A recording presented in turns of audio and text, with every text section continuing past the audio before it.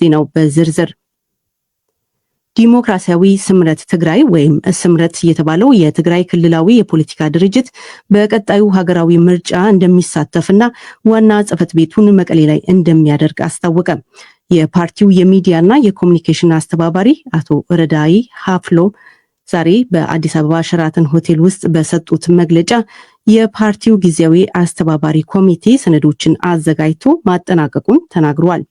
የትግራይ ህዝብ የተደራጀ ትግል የሚያደርግና ትግሉን የሚያራምድ የተደራጀ ኃይል ያስፈልገዋል ያሉት የፓርቲው የሚዲያና የኮሙኒኬሽን አስተባባሪ አቶ ረዳኢ የህወሓት ከፍተኛ አመራሮች የነበሩ ሰዎች ህወሓት ራሱን እንዲያሻሽል ከፍተኛ ጥረት ያደረጉ የነበረ ቢሆንም ይህ ባለመሳካቱ ስምረት መቋቋሙን አግረዋል።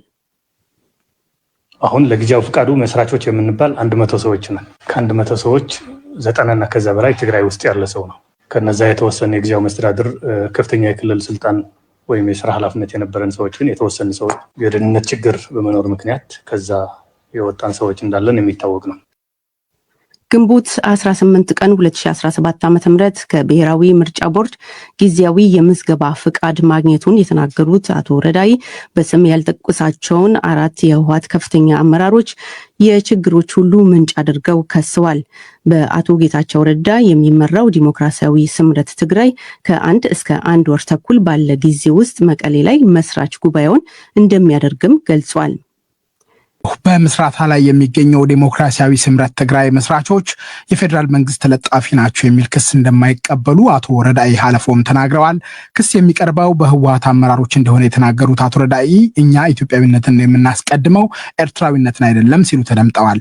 የፓርቲው ቃል አቀባይ የሆኑት አቶ ረዳኢ የአዲሱ ድርጅታቸው የህወሓት አባላት የነበሩ የለውጥ አራማጆች ወጣቶችና ምሁራንን በአባልነት ለመመልመል ቅድሚያ እንደሚሰጥ ዛሬ ቅዳሜ ተናግረዋል። ፓርቲው የአባልነት ምልመላውን በ1 ወር ውስጥ ለማጠናቀቅ አቅዷል። በትግራይ ዞኖች፣ ወረዳዎችና በከተሞች የተለያዩ መድረኮች እንደሚያዘጋጅ አቶ ረዳኢ ገልጸዋል። ክረምት ከማለቁ በፊት ከ1 ወር እስከ 1 ወር ተኩል ፓርቲው መስራች ጉባኤ የማካሄድ ውጥን አለው። ውዝግብ የሚነሳባቸው አካባቢዎች ጉዳይ በህገ መንግስቱ መሰረት ሊፈታ እንደሚገባ ተናግረዋል። የፓርቲው መስራቾች 100 ናቸው። አቶ ጌታቸው ረዳ ሊቀመንበር እንደሚሆኑ ተናግረዋል። ከዚህ በተጨማሪ ጀነራል ጻድቃን ገብረተንሳኤ የዚህ አስተሳሰብ ደጋፊ ናቸው ብለዋል። ሰለሞን ሙጬ የዛሬውን ጋዜጣዊ መግለጫ ተከታትሎ ነበር። የሚከተለውን ዘገባ ልኮልናል። ዴሞክራሲያዊ ስምረት ትግራይ ስምረት የተባለው ክልላዊ የፖለቲካ ድርጅት ትግራይ ክልል ውስጥ አሁን ተጋርጧል ያለውን የሰላም፣ የፍትህ፣ የመልካም አስተዳደር እጦት ለመፍታት የአዲሱን ትውልድ ሁኔታ ታሳቢ በማድረግ አማራጭ ሆኖ መቅረቡን የፓርቲው የሚዲያና የኮሙኒኬሽን አስተባባሪ አቶ ረዳኢ ሃለፎም ዛሬ አዲስ አበባ ሸራተን ሆቴል ውስጥ በሰጡት መግለጫ ተናግረዋል። ከፍተኛ የሆነ የሰላም እጦት አለ፣ ከፍተኛ የሆነ መልካም አስተዳደር እጦት አለ፣ የፍትህ ችግሮች አሉ፣ የኢኮኖሚ ችግር አለ፣ የተረጋጋ ህይወት ትግራይ ውስጥ የለም። ያ ችግር ደግሞ በነበርንበት መንገድ የሚፈታ አይደለም። እስካሁን ስንጓዝበት የነበረ መንገድ ችግሮችን የባበስ እንደሆነ እንጂ መፍትሄ ሊሆን አልቻለም። ሄዶ የሄድነው መንገድ የተጓዝንባቸው መንገዶች ያው መጨረሻ በዚህ ጦርነት ላይ ነው ኦልሞስት የተቋጨው። ስለዚህ ትግራይ የተለየ መንገድ ያስፈልገዋል። አሁን የትግራይ ህዝብ የተለየ መንገድ መከተል ያስፈልገዋል። ይህንን ታሳቢ ባደረገ ነው።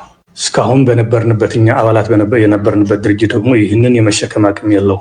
አዲስ አስተሳሰብ ተቀብሎ አዲስ መንገድ ለመቀየስ የሚያስችል ብቃትም አሟጦ ስለጨረሰ፣ ስለዚህ አዲስ አስተሳሰብ ያላቸው ኃይሎች በአንድ ላይ ተሰባስበው አዲስ አደረጃጀት ፈጥረው መታገል የግድ የሚልበት ሁኔታ ስለተፈጠረ ነው ወደዚህ የመጣ ነው። የቀድሞ የህወሓትና የትግራይ ክልል ጊዜያዊ አስተዳደር ከፍተኛ አመራሮች ጭምር በመስራችነት የተሳተፉበት ይህ ድርጅት በህወሓት ውስጥ ሆነው የለውጥ ኃይልን የደገፉትን ወጣቶችንና ምሁራንን በማሳተፍ ከክልል እስከ ቀበሌ አደረጃጀትና የአባላት ምልመላ በቅርቡ እንደሚያደርግ ከ1 ወር እስከ 1 ወር ተኩል መቀሌ ላይ መስራች ጉባኤውን እንደሚያከናውንም ገልጿል።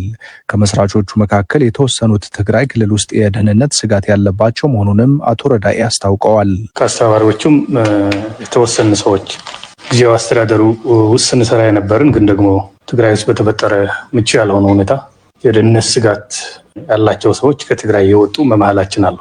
በመስራቾቹ ያንንም አስተባባሪዎቹ ማለት ነው። አሁን ለጊዜው ፍቃዱ መስራቾች የምንባል 100 ሰዎች ነን። ከ100 ሰዎች 90 እና ከዛ በላይ ትግራይ ውስጥ ያለ ሰው ነው። ከነዛ የተወሰነ የጊዜው መስተዳድር ከፍተኛ የክልል ስልጣን ወይም የሥራ ኃላፊነት የነበረን ሰዎች ግን የተወሰኑ ሰዎች የደህንነት ችግር በመኖር ምክንያት ከዛ የወጣን ሰዎች እንዳለን የሚታወቅ ነው። ስምረት የሰዎችን ነጻነትና መብት የሚያረጋግጥ እንደሚሆን የተናገሩት አቶ ረዳኢ በስም ያልጠቀሷቸውን 4 የህወሓት ከፍተኛ አመራሮች የችግሮች ሁሉ ምንጭ አድርገው ከሰዋል። በእነዚህ ሰዎች ከኤርትራ መንግስት ጋር የሚደረግ ያሉት ግንኙነት ጦርነት ሊቀሰቅስ እንደሚችልም ጠቅሰዋል። ከኤርትራ ጋር የሚደረገው መርህ አልባ ግንኙነትም ቢሆን መልሶ ሰላማችን የሚያደፈርስ ነው። እነዚህን ታግለን ማስተካከል አለብን። የትግራይ ህዝብ ግን በእርግጠኝነት 100% ሰላሙን ይፈልጋል። የፓርቲው ጊዜያዊ አስተባባሪ ኮሚቴ ሰነዶችን አዘጋጅቶ ማጠናቀቁ በቀጣዩ ሀገራዊ ምርጫ እንደሚሳተፍና ዋና ጽህፈት ቤቱን መቀሌ ላይ እንደሚያደርግም በዛሬው መግለጫ ላይ ተነግረዋል።